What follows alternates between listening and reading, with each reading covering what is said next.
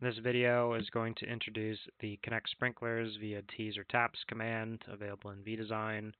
It is available on the ribbon, and it is this T with the upright sprinkler on it.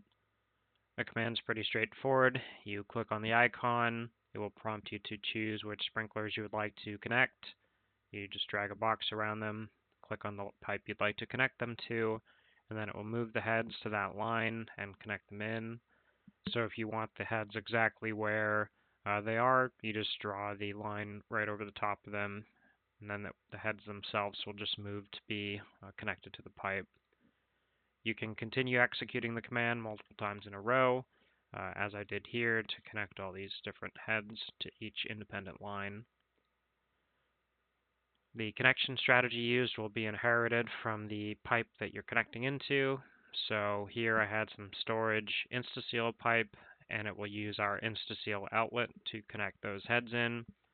The next line down, I just was using a typical threaded outlet, and then the final line has a threaded T as a connection strategy.